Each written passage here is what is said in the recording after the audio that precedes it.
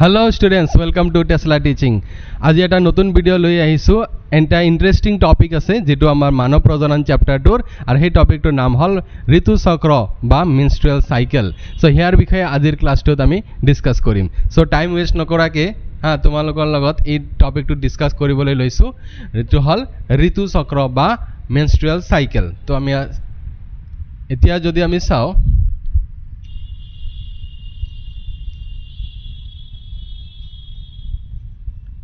ঋতু চক্ৰ বা ৰজ চক্ৰ বুলিও কোৱা হয় যাক আমি ইংলিছত কওঁ মেনস্ট্ৰুৱেল সাইকেল সো আমাৰ মানৱ প্ৰজনন চ্যাপ্টাৰটোৰ যেটো টপিকটো আছে ঋতু চক্ৰ বা ঋতুস্ৰাৱ ৰজ চক্ৰ মেনস্ট্ৰুৱেল সাইকেল এই চক্ৰটো মানুহৰ স্ত্ৰী ব্যক্তিৰ দেহ সংগঠিত হয় যেটো চক্ৰাকাৰে সংগঠিত হয় যেটোৰ কাৰণে প্ৰায় 28 ৰ পৰা 30 দিন বা 32 দিন বা 35 দিন পৰ্যন্ত এটা চক্ৰ চলিব পাৰে যি চক্ৰটোৰ কি বুলি কয় আমি ৰিপ্ৰডাক্টিভ সাইকেল বুলিও কোৱা হয় যেটো চক্ৰৰ অন্তৰ্গত মানে ৰিপ্ৰডাকচনৰ কাৰণে বা কি সন্তান জন্ম হোৱাৰ কাৰণে যিখিনি প্ৰক্ৰিয়া লাগে সেই প্ৰক্ৰিয়াখিনিৰ লগত জড়িত হয় এই চক্ৰটো ওকে তে এই চক্ৰটো যিমানখিনি ঘটনাখিনি ঘটি আছে সেইখিনি ঘটনাখিনি বুজাৰ কাৰণে আমাৰ এটো ডায়াগ্ৰাম লাগিব অবিয়াসলি এটো ডিম্বাশয়ৰ ছেদৰ চিত্ৰীয় অংশ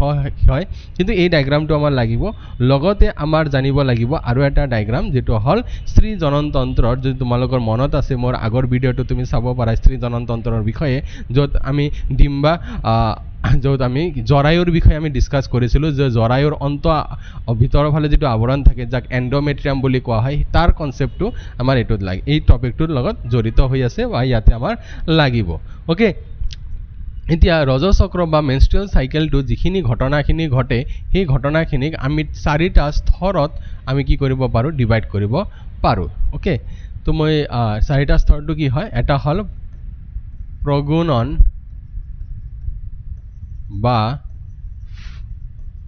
ফলিকুলাৰ প্ৰগুণন বা ফলিকুলাৰ স্তৰ তাৰ পিছত হল ডিম্বাণুক্ষৰণ স্তৰ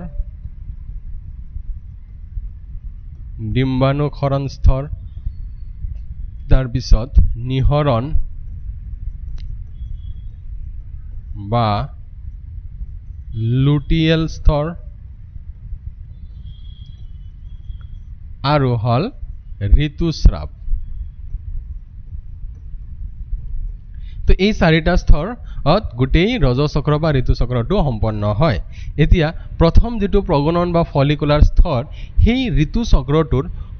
6 নম্বৰ 6 দিনৰ পৰা আৰম্ভ হৈ 14তম দিনলৈকে এই চক্ৰটো চলে কিন্তু এটো কথা আছে কেনেকুৱা যে 6ৰ পৰা 8ম দিনলৈ যিকোনো এদিন আৰম্ভ হ'ব পাৰে আকৌ 10ৰ পৰা 14 নম্বৰ দিনলৈকে চলিব পাৰে আৰম্ভ 6 নম্বৰ দিন 7 নম্বৰ বা 8 নম্বৰ দিনত হ'ব পাৰে সম্পূৰ্ণ 10 নম্বৰ 11 12 13 14 নম্বৰ দিনলৈকে শেষ হ'ব পাৰে সেইকাৰণে আমি লিখিছো 6ষ্ঠ দিনৰ পৰা আৰম্ভ কৰি 14th দিনলৈকে এই স্তৰটো চলে ওকে এতিয়া এই স্তৰত ঘটনাখিনি কি হয় এই স্তৰৰ আৰম্ভণিতে আমি এই ডিম্বাশয়ৰ ছেদৰ দ্বাৰা আমি ইয়াতে আমি কিছু বুজি লম ঠিক আছে এই স্তৰটোৰ আৰম্ভণিতে কি হয় ডিম্বাশয়ৰ ভিতৰত এই কোষ সমষ্টি যিবোৰ আছে কোষবোৰ আছে আৰু আৱৰণখিনি আছে ইয়াক আমি কি বুলি কম প্ৰাথমিক ফলিকল বুলি কম তো অবভিয়াসলি দেখা না যাব কালাৰটো চেঞ্জ কৰি দি আছে ইয়াক আমি কি বুলি কম প্ৰাথমিক ফলিকল বুলি কম ফলিকল এতিয়া এই প্ৰাথমিক ফলিকল যিবোৰ আছে এই প্ৰাথমিক ফলিকলবোৰ এনেকে চেঞ্জ হৈ বিকাশ হৈ এনেকুৱা অৱস্থালৈ পৰিৱৰ্তন হয় যাক কোৱা হয় গ্ৰাফিয়ান ফলিকল এতিয়া এই স্তৰটোৰ আৰম্ভণিতে কি হ'ব স্ত্ৰী ব্যক্তিজনৰ পিটুইটাৰী গ্ৰন্থিৰ পৰা অগ্ৰ পিটুইটাৰীৰ পৰা এটা হৰমন নিহৰণ হয় যি হৰমনটোৰ নাম হল FSH ফলিকল উদ্দীপক হৰমন মই কি কৈছো আকৌ ৰিপিট কৰিম যে স্ত্ৰী ব্যক্তিৰ পিটুইটাৰী অগ্ৰ পিটুইটাৰীৰ পৰা FSH হৰমন নিহৰণ হয় যি হৰমনে আহি এই প্ৰাথমিক ফলিকুলৰ ওপৰত কি কৰিব ক্ৰিয়া কৰিব আৰু ইয়াক উত্তেজিত কৰিব বিকাশ হোৱাৰ কাৰণে আৰু যি বিকাশ হৈ লাহে লাহে কি হলে ৰূপান্তৰিত হ'ব গ্ৰাফিয়ান ফলিকল কি হলে ৰূপান্তৰিত হ'ব গ্ৰাফিয়ান ফলিকল গ্ৰাফিয়ান ফলিকলৰ এটা গুৰুত্বপূৰ্ণ বিষয়টো হ'ল ইয়াতে আমি কি পাম এটা ইয়াতে বিকাশ হৈ থকা ডিম্বাণু আমি পাম বিকাশ হৈ আছে সম্পূৰ্ণ হোৱা নাই বিকাশ হৈ থকা ডিম্বাণু আমি ইয়াতে পাম ওকে এতিয়া আৰু ইয়াতে আমি কিছুমান খালী ঠাই আমি পাম এইখিনি স্পেচটো খালী স্পেচ যাক আমি এন্ট্ৰাম বুলিও ক'ব পাৰো ওকে এতিয়া এই স্তৰটো কি হ'ল প্ৰাথমিক ফলিকলটো বিকাশ হৈ গ্ৰাফিয়ান ফলিকললৈ কি হ'ল ৰূপান্তৰিত হ'ল তাৰ পিছত কি হ'ল এই যিটো গ্ৰাফিয়ান ফলিকল আছে এই গ্ৰাফিয়ান ফলিকলে কি কৰিব এতিয়া হৰমন নিহৰণ কৰিব আৰু এই হৰমনটোৰ নাম হ'ল ইষ্ট্ৰজেন হৰমন গ্ৰাফিয়ান ফলিকলে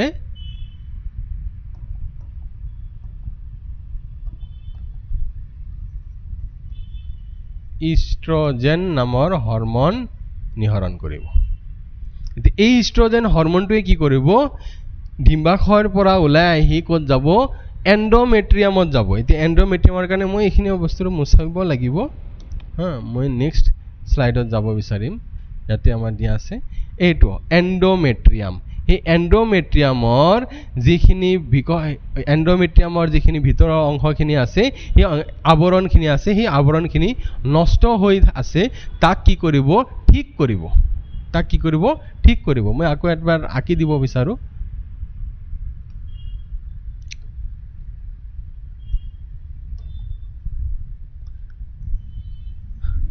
স্ত্ৰী জননতন্ত্ৰৰ ভিতৰৰ যিখিনি আৱৰণ আছে এন্ডোমেট্ৰিয়াম এই এন্ডোমেট্ৰিয়ামখিনি কি হৈছে নষ্ট হৈ আছে সেই নষ্ট হোৱা এন্ডোমেট্ৰিয়ামখিনি কি কৰিব ঠিক কৰিব ৰিপেয়াৰ কৰিব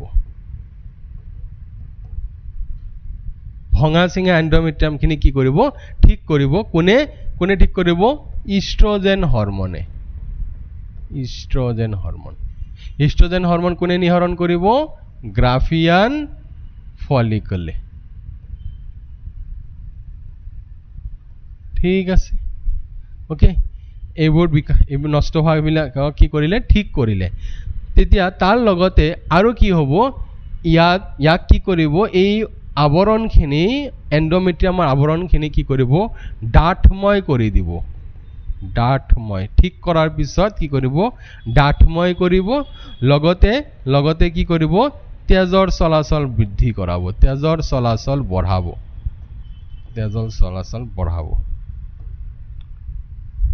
ওকে আৰু ডাঠ কৰিলে তেজৰ চলাচল বৃদ্ধি কৰিলে কোনে কৰিব আল্টিমেটলি ইষ্ট্ৰজেনৰ সহায়ত হ'ব এইখিনি ঘটনাখিনি যিটো স্তৰত হয় সেই স্তৰক আমি কি বুলি ক'লো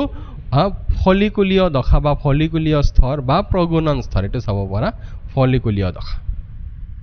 ঠিক আছে তাৰ পিছত নেক্সট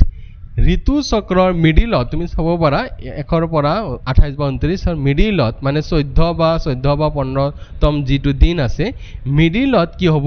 ডিম্বাণু ক্ষৰণ হ'ব আৰু ডিম্বাণু ক্ষৰণ যিটো স্তৰত হয় তাক আমি কি বুলি কম ডিম্বাণু ক্ষৰণ স্তৰ বুলি কম তাক আমি কি বুলি কম ডিম্বাণু ক্ষৰণ স্তৰ তাক আমি কম ডিম্বাণু ক্ষৰণ স্তৰ এটো স্তৰত কি হ'ব যে ঋতু চক্ৰৰ মিডিলত হয় এই স্তৰটো য'ত কি হ'ব এই গ্ৰাফিয়ান ফলিকুলৰ পৰা পৈণত ডিম্বাণু কি হ'ব নিহৰণ হৈ ওলাই আহিব আৰু পৈণত ডিম্বাণু নিহৰণ হোৱা প্ৰক্ৰিয়াকে কি বুলি কোৱা হয় ডিম্বাণু ক্ষৰণ বুলি কোৱা হয় ইয়াকে ডিম্বাণু ক্ষৰণ কিন্তু এই ডিম্বাণু ক্ষৰণ এনেই নহয় এই ডিম্বাণু ক্ষৰণ হোৱাৰ কাৰণে কি লাগিব এটা হৰমন লাগিব এই প্ৰক্ৰিয়াটোৰ কাৰণে কি লাগিব এটা হৰমন লাগিব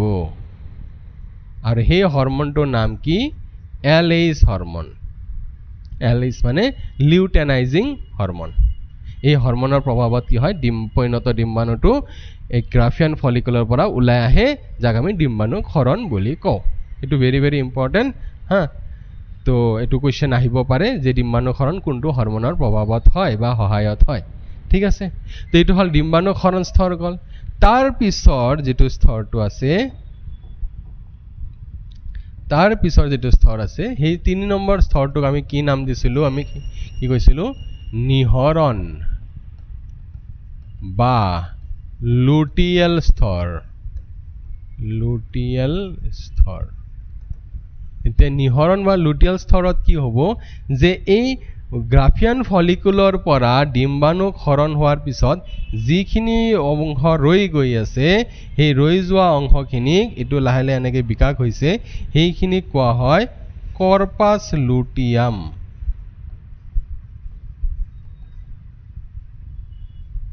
ঠিক আছে তো যদি এক্সামত কোৱেশ্চন আহে যে কৰ্পাছ লুটিয়াম কি কৰ্পাছ লুটিয়াম এতিয়া আমি আনসাৰটো এনেকৈ লিখিব পাৰো যে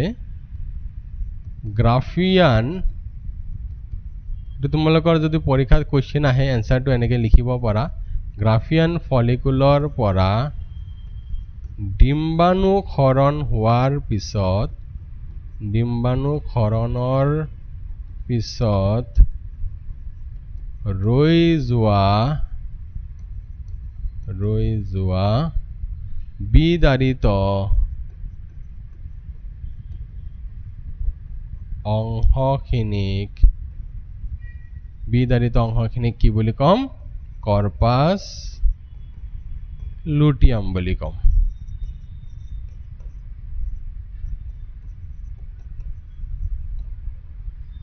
ঠিক আছে এতিয়া এই কৰ্পাছ লুটিয়াম যেটো আছে সেই কৰ্পাছ লুটিয়ামে কি কৰিব হৰমন নিহৰণ কৰে মেইনলি প্ৰজেষ্টেৰন বেছি পৰিমাণে প্ৰজেষ্টেৰন হৰমন নিহৰণ কৰে আৰু কিছু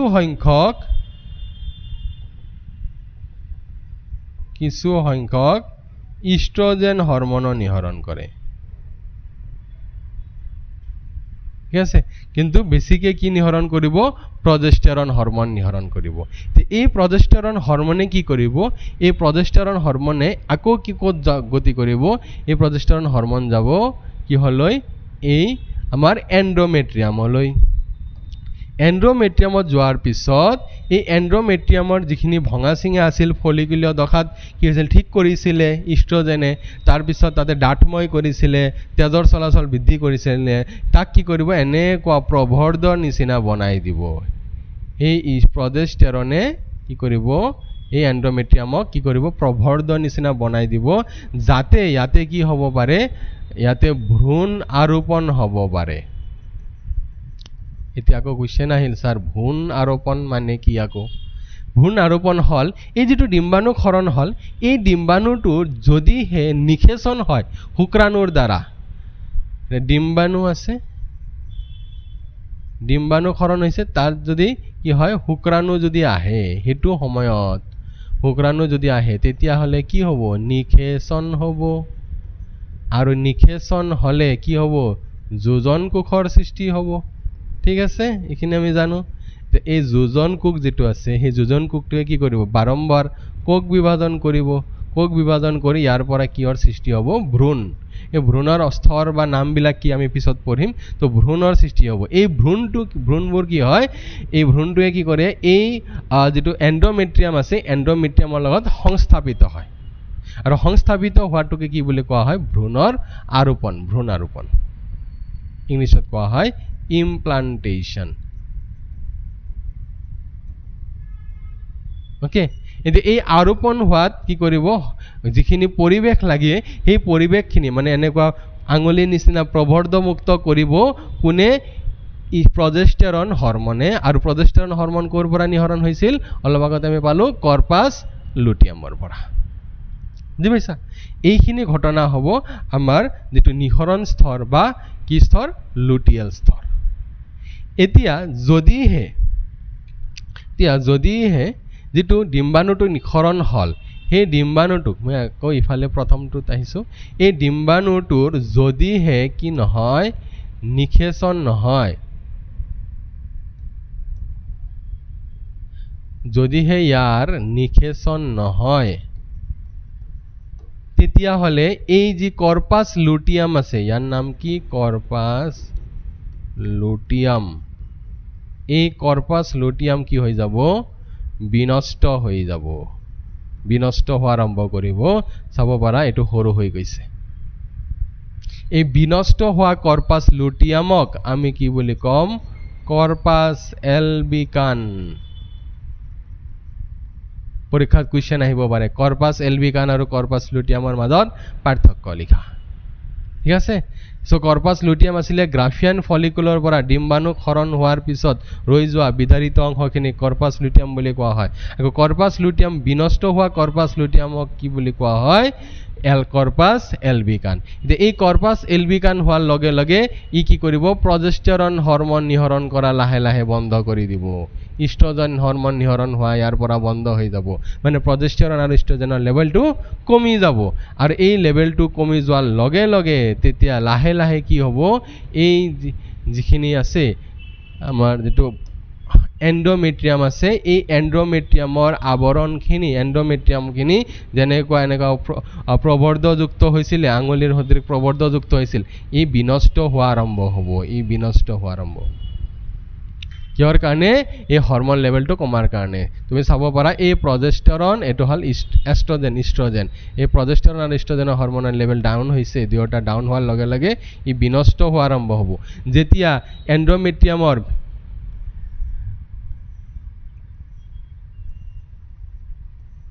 এই এন্ডোমেট্ৰিয়ামৰ আৱৰণখিনি বিনষ্ট হোৱা আৰম্ভ হ'ব ই ভাঙি চিঙি ওলাই পৰিব এতিয়া ভাঙি চিঙি ওলাই পৰাৰ সময়ত এই আৱৰণৰ লগতে 50 to 100 ml মিলিলিটাৰ কি তেজ বাহিৰত ওলাই আহিব লগতে যেটো ডিম্বাণু ক্ষৰণ হৈছিল অনিষেচিত হোৱা ডিম্বাণুটো কি হ'ব ওলাই পৰিব আৰু ইয়াকে আমি কি বুলি কম ঋতুস্ৰাৱ বুলি কম এটো হল আমাৰ ঋতুস্ৰাৱ আৰু ঋতুস্ৰাৱ যেটো স্তৰত সংঘটিত হয় যাক আমি কি বুলি কম ঋতুস্ৰাৱ স্তৰ বা ঋতুস্ৰাৱ দশা ঠিক আছে যেটো কি হয় এই স্তৰটো এই ঋতু চক্ৰৰ প্ৰথম দিনৰ পৰা পঞ্চম দিনলৈকে এই চক্ৰটো এই স্তৰটো চলিব পাৰে পঞ্চম দিনলৈকে ঠিক আছে প্ৰথমৰ পৰা পঞ্চমলৈকে ঋতুস্ৰাৱ ষষ্ঠৰ পৰা 13 বা 14 লৈকে ফলিকলীয় দশা 14ৰ পৰা প্ৰায় 28 দিন লাষ্ট লৈকে যি পৰৱৰ্তী দশা যেটো হল কি নিখৰণ যেটো দশাটো কি বুলি কম নিখৰণ বা লুটিয়াল দশা যেটো দশাত মেইনলি কি থাকে কৰ্পাস লুটিয়ামে ক্ৰিয়া কৰে বুজি পাইছা তো এনেদৰে ঋতু চক্ৰটো সংঘটিত হয় এতিয়া চোৱা ঋতুস্ৰাৱ হৈ গল ঋতুস্ৰাৱ হোৱাৰ পিছত নেক্সট আকৌ কি হ'ব এই ফলিকুলীয় দশা আৰম্ভ হ'ব ফলিকুলীয় দশাত আকৌ কি হ'ব ইষ্ট্ৰজেন হৰমন নিহৰণ হোৱা আৰম্ভ হ'ব কেনেকৈ ইষ্ট্ৰজেন হৰমন নিহৰণ হোৱা আৰম্ভ হ'ব এই দশা আৰম্ভণি হোৱাৰ লগে লগে কি হ'ব এফএসএইচ নিহৰণ হ'ব এফএসএইচে প্ৰাথমিক ফলিকুলক গ্ৰাফিয়ান ফলিকুললৈ ৰূপান্তৰিত কৰিব গ্ৰাফিয়ান ফলিকুলে আকৌ কি কৰিব ইষ্ট্ৰজেন হৰমন নিহৰণ কৰিব আৰু সেই ইষ্ট্ৰজেনে কি কৰিব এই নষ্ট হোৱাটো আকৌ কি কৰিব ঠিক কৰি দিব যেটো আমি ফাৰ্ষ্টত পঢ়া আৰম্ভ কৰিছিলোঁ বুজি পাইছা আৰু এনেকৈ বাকি স্তৰবোৰ হ'ব আকৌ নেক্সট আকৌ ৰিপিট হ'ব কিন্তু যদিহে এই যেটো ডিম্বাণু ক্ষৰণ হৈছে ইয়াৰ যদি নিষেচন হয় তেতিয়াহলে ঋতুস্ৰাৱ যেটো হয় ঋতুস্ৰাৱটো বন্ধ হৈ থাকিব বুজি পাইছা তেতিয়া প্ৰেগনেন্সি পিৰিয়ড ষ্টাৰ্ট হ'ব এই ডিম্বাণু ক্ষৰণৰ নিষেচন হোৱাৰ পিছত যোজন কোষৰ পৰা ভ্ৰূণ হ'ব ভ্ৰূণটোৱে কি হ'ব বিকাশ হৈ কি কেঁচুৱা হ'ব কেঁচুৱা জন্ম হোৱাৰ পিছতহে তাৰ পিছত আকৌ ঋতুচক্ৰৰ পৰৱৰ্তী স্তৰ ঋতুস্ৰাৱ আৰম্ভ হ'ব তাৰ আগলৈকে এই ঋতুস্ৰাৱটো কি হৈ থাকে বন্ধ হৈ থাকে বুজি পাইছা তো এইখিনি আছিলে বা ঋতুচক্ৰৰ বিভিন্ন দশাসমূহ এতিয়া এই ডায়াগ্ৰামটোত যদি আমি চাওঁ ইয়াতে আমাৰ হৰমনৰ বিষয় দিয়া আছে কিছুমান এছামিজ মিডিয়ামৰ কিতাপৰ পৰা মই উঠাইছো এনসিআৰটি কিছুমান শব্দটো অলপ ভুল দিয়া আছে যেনেকৈ এটো পৰিপত লিখিছে এটো পৰিণত হ'ব